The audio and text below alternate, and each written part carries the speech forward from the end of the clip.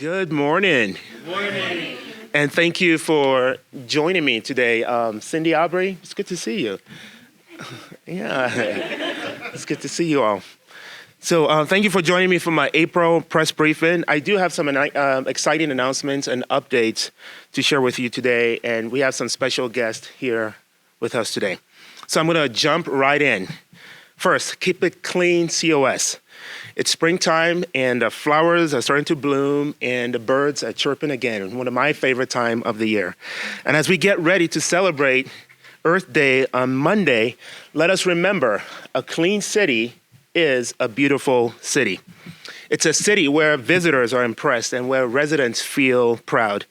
A clean city, free of trash, truly enhances civic pride. When you take care of things, it not only reflects your sense of ownership, it fosters a sense of pride, a positive mindset, cultivates gratitude, and enhances your overall sense of fulfillment and happiness. We do have a team here at the city of dedicated public servants who work hard to clean up the trash across our city. And today I'm proud to launch a story map that visualizes the impact of that work. You can find it on our website at coloradosprings.gov/keepitclean.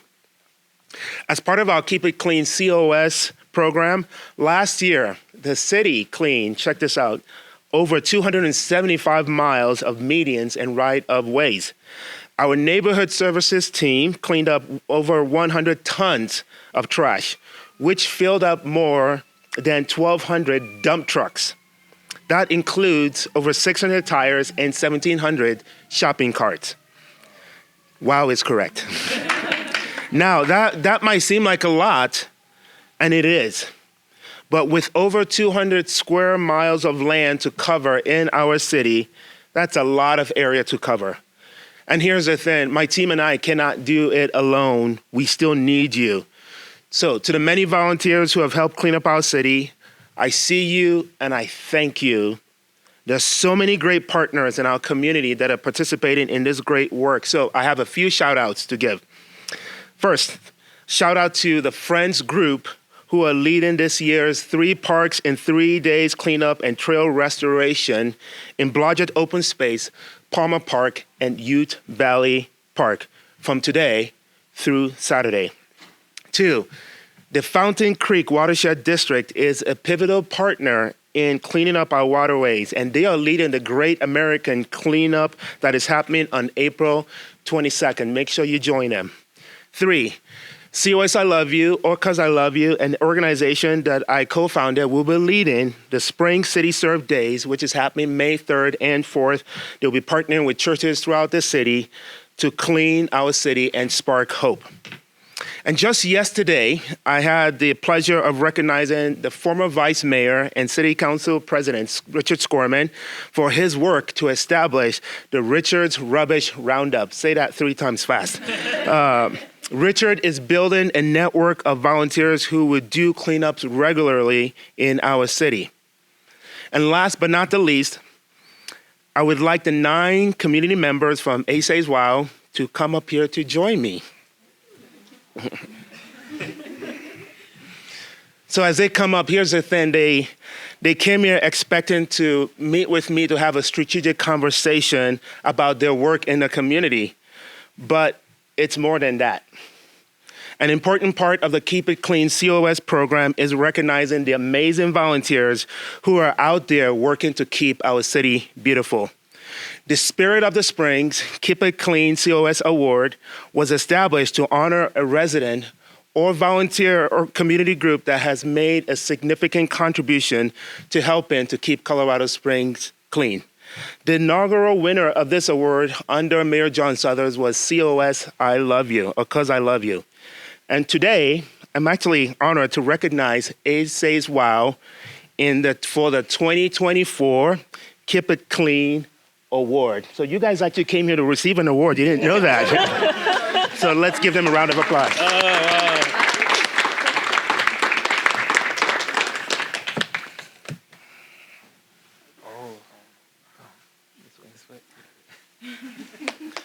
So as they admire the award, I want to say a few more words about them. ASA's WOW has worked closely with the city stormwater enterprise since the spring of 2022. They are active in community service, and the city staff has been very impressed with their efforts and their attention to detail. They have done several cleanups, including at America the Beautiful Park, cleaning up multiple trails along the creek and trail system. Cleaning up is hard work. Cleaning up is also good work. It's also rewarding, as you guys know. Studies show that when you volunteer and give back, it actually releases dopamine that helps reduce stress and anxiety. We're actually improving our mental health by giving back. So it's a win-win. So thank you to ASA's WOW and all the amazing volunteers in our community for your ongoing efforts to keep Colorado Springs the most litter-free, safest city in the state and in the country. Let's give them a round of applause one more time. Proud of you guys. Thank you so much. Are we good?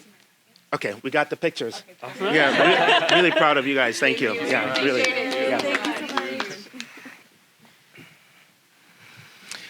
And speaking of mental health, I want to remind our residents to take part in the 1,000 Neighborhood Gathering Initiative.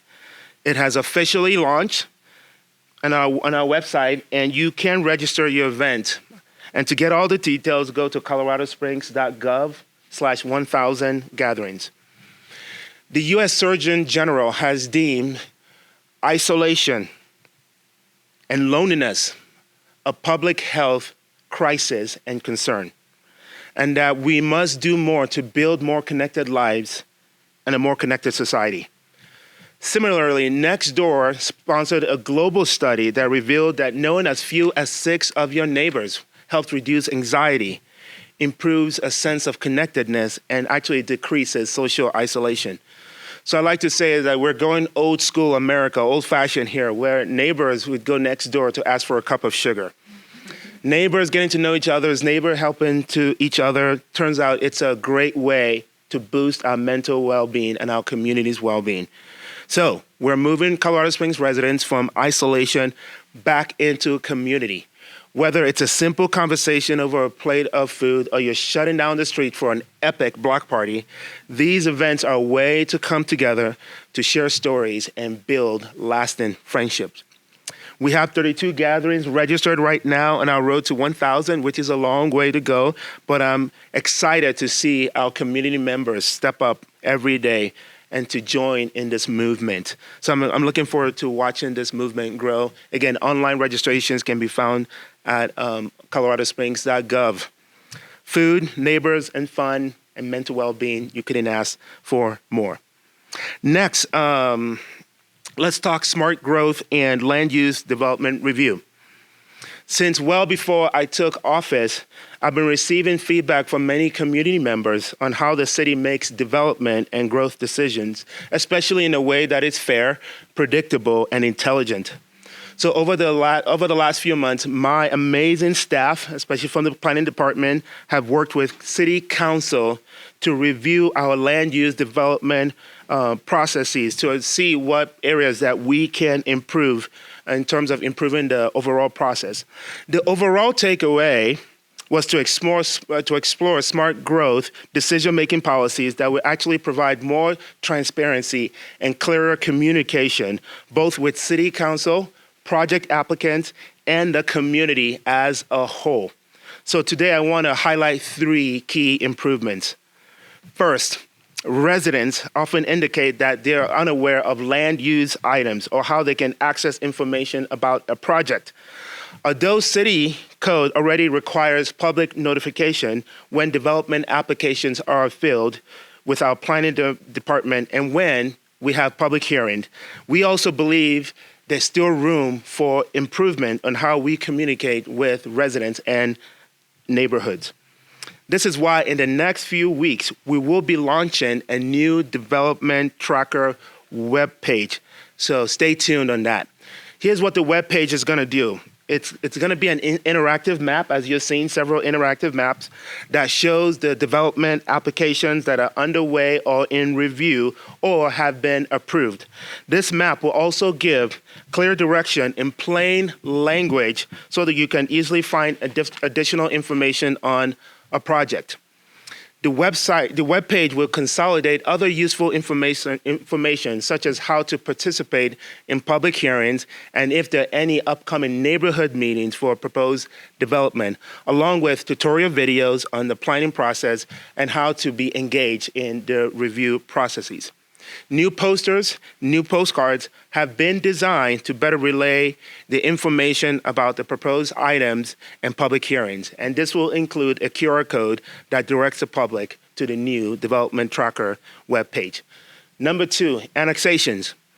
While the city is working on COS, the city's new annexation master plan, in the interim, we have crafted specific guidelines that will complement the requirements of city code. City Council can now use these standards to help guide the decision-making process of what's in the best interest of our residents and the city. So these new guidelines include ensuring the proposed annexation meets city code, housing diversity, desirable parkland, connectivity to existing or planned roadway infrastructure, the ability to fund or offset costs of needed facilities for police, fire, public works, and the last is its proximity to employment centers. Third, to ensure that our residents do not perceive city staff as being biased or advocates for land use items, we have removed staff recommendations or denials from these presentations, from these public hearings. So staff presentations to City Council and the Planning Commission have been reduced to about 5 minutes where they can present facts about the project. Again, I want to thank my planning team and my senior leadership team for taking this effort very seriously. And I want to thank the team of leadership rivals that have come together to put their heads to ensure that we have a great plan for our city. I truly believe that these plans will help improve the process, bolster transparency around land use decisions, and strengthen communication to our residents. These improvements are the hallmark of smart growth. And last but not the least, I want to conclude by bragging on our Colorado Springs Fire Department. As you know, for me, one of the top priorities for government is your public safety.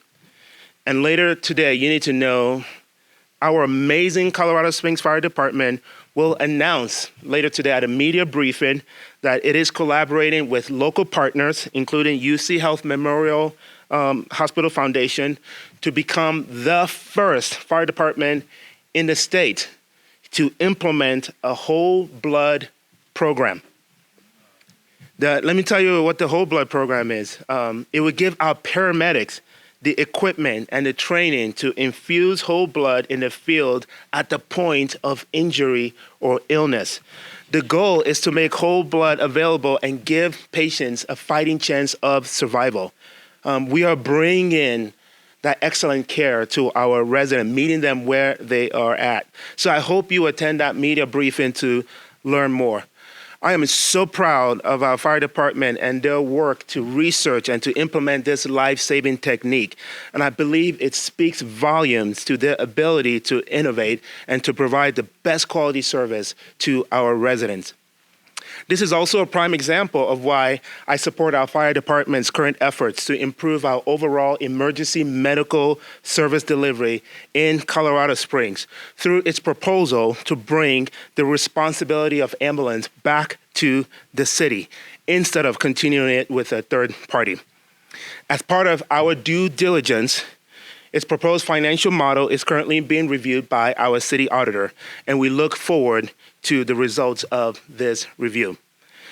There's so many reasons why I'm very interested in this change, but I won't go into them right now. But what I do want to say is that our fire department has established respect and trust in our community, in our state, and in our nation. And as you can see, that we do have an award-winning fire department. We do have the Fire Chief of the Year in the House, and also an award-winning fire department recognized by the U.S. Congress. And the Whole Blood program is further proof of their commitment to innovation and excellent service and providing the best care to our residents. That concludes my official remarks, and I'd like to open it to our media partners for any questions that you may have for me. A question about the neighborhood gathering program. In my experience, a lot of neighborhoods where people do feel safe from gun violence are throwing block parties every time it's nice outside. So I'm wondering if this effort is at all going to be targeted toward people who might feel unsafe, and kind of what steps the city might be taking to make sure that they do feel safe to have those parties. Ask the question differently so that I'm trying to understand it. Yeah. So I know, gun violence is one issue that people have, one reason why they might not be having A block party. Okay, got it. So I'm wondering if there are any plans to have this initiative kind of more targeted for people who might feel more unsafe, and kind of what steps the city's taking to make sure people do feel safe enough to have those block parties. Oh, that's a great question. And so one of the ways that the city is ensuring the safety of our residents is that we're actually not promoting it. So we're not displaying where the block parties are. We're empowering residents to do that part of the work. We encourage them to send their success stories to us so that we can share it with the community. And so a lot of this is going to be resident-led as opposed to community-led. And for neighborhoods and neighbors who are concerned about their safety, I would encourage them to reach out to the city. We can work with them. We can collaborate with them. We can ensure that if there's a block party and they're worried about safety, I'll be happy to make sure that our officers are doing extra patrol in some of those areas. Yeah, thank you for that question. As far as land use, those details we kind of went over. I know a lot of people kind of go into the concern of the density and how you decide whether you convert certain areas to be zoned differently to allow. I know affordable housing has been a talk across the entire state, let alone here in the city. But how do you kind of balance the concerns of people about where these projects are implemented, how they're developed, and kind of being jammed into areas that kind of don't quite have the infrastructure to support that? And that's one of the my team often hears me say process is everything. How we get to a decision is as equally as important as the decision itself. And that's why the land use development processes are really important in a way that is transparent, in a way that engages residents. The way our city functions, and I'm looking at my team members here, they might want make some additional comments. We're about the rule of law. We have a set of codes, we have a set of laws that we have to follow and that projects applicants have to follow. So I want to assure our residents that the city is not, and the mayor certainly is not picking winners and losers. There's a process in terms of reclassification of zoning. There's a process in terms of how you choose a site and how that goes to the planning commission and how that goes to city council. So we are following a process, and so that's really helped shape how we make those decisions as opposed to the city deciding just areas where we choose to develop or not develop. Just about, I was going to say, I think along with that, it runs into the questions about, water here in the area. Right. And southern Colorado, and when you toss in these enormous types of, higher-rise buildings or larger units within neighborhoods and areas that, already, we have to watch water usage in the summer when it comes to use water in the lawns and things like that. How these things how those are. Right. I think some people get concerned about the large amount of growth that's kind of happened here in the ways that it has. No, that's a great question. Again, it's I believe that growth is inevitable. It's going to happen. Colorado Springs is one of the best cities to live, work, and play and worship. And we can't prevent people from moving it. But what we can do is to grow in a way that is intelligent, grow in a way that is smart, grow in a way that balances the need for growth. And as you've mentioned, the need for more housing. The state of Colorado is dead last in housing competitiveness. So we know housing is a real critical need in our community, but how do we balance the need for more housing with the limited infrastructure? And make a note. I didn't make a note about water. I'm really proud of our residents. I'm really proud of our conservation efforts. When you look at the water data, you actually see that while our city has doubled in size, actually our water usage has actually declined.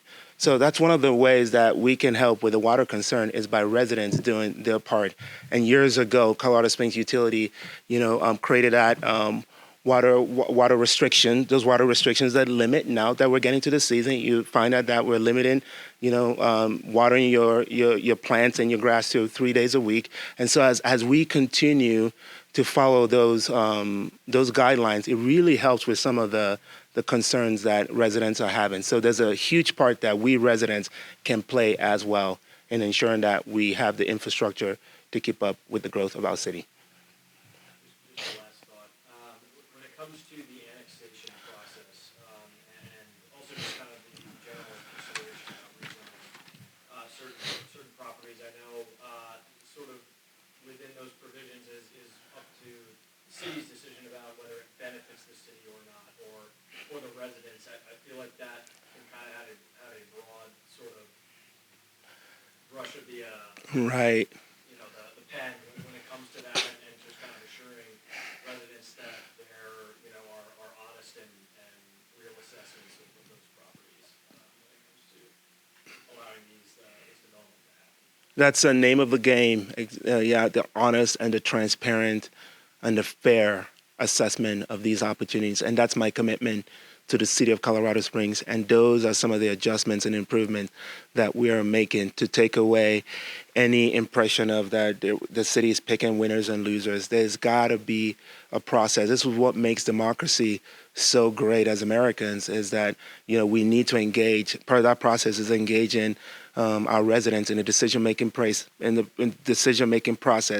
Part of that is engaging a group of residents, citizens that we know as the planning commissioners. These are not government leaders. These are everyday residents that bring a variety of experiences to the table, that are actually doing the hard work. Citizens representing other citizens that are looking at each one of these land development projects and are making that decision before it actually comes to city council. And city council is the next step in that process, and the mayor really doesn't have a voice in picking that process and winners and losers. And so you can see how thoughtfully we are engaging in these decisions. And I know that one of the biggest areas of opportunity you've heard me talk about is how we communicate these things to our residents. And I as a city leader, I take ownership for that. We have to do a better job just communicating these designs, these checks and balances to our residents, because they are already in place. Do you have a ballpark on when that new site with all the interactive maps and stuff might be ready? Like in maybe 2 weeks. Yeah, hopefully very soon. Katie? 2 weeks. About that in the next 2 weeks. I saw, I was, city council and I were presented kind of an initial draft of it. I know we're at the tail end of completing it, so I'm looking forward to seeing that, and for the community to have be equipped with the information that they need. And we'll make sure that we send it to our media partners when's that come out.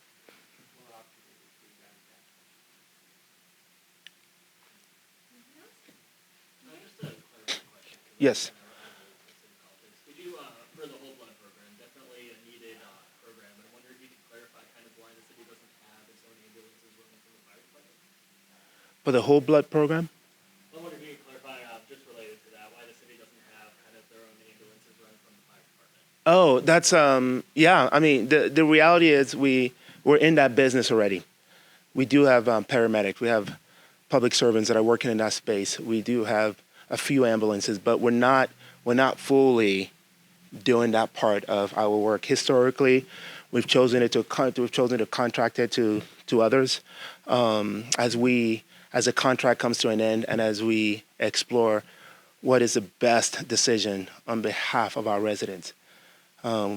because the contract also comes with these clauses that puts the city in a vulnerable place. So we're literally in a vulnerable place. But so due diligence is exploring all options, and one of the options we're looking at is what would it look like for us to own it completely and give us the ability to adapt to the change in public safety landscape and needs in our community. And as we take a macro view and look region-wide, we realize we're the actually only municipality, the other 7 or 8 are actually doing theirs. As we take another step out to the top 20 largest cities in the state, we realize we're one of only 4 or 5 that are not doing it. Then you take a wider view to the top 40 largest cities in the country. We're only one of 4. 90% of them are doing it. Then you take a wider view to the top 100. It's the same story over and over. And so there's wisdom in saying, okay, what are other cities doing that we're not doing? And what advantages do they have because they're able to own their whole process? And for example, I mean, you drive around town and you might see that, we have residents who are homeless and who are also dealing with mental health issues.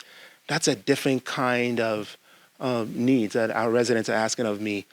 And our ability to use our fire department to adapt to those needs is something that is really important for me as mayor and for our residents. But right now, the relationship we have with a private enterprise doesn't allow us to do that because they're in it for a different reason. I'm in it to maximize services for our taxpayers. They're in it to maximize profit for shareholders. For very different motivation, doesn't make it bad. So we're doing due diligence in exploring that opportunity that will better serve the needs of our residents. Yeah. Thank you both. Yep. And thanks to you guys.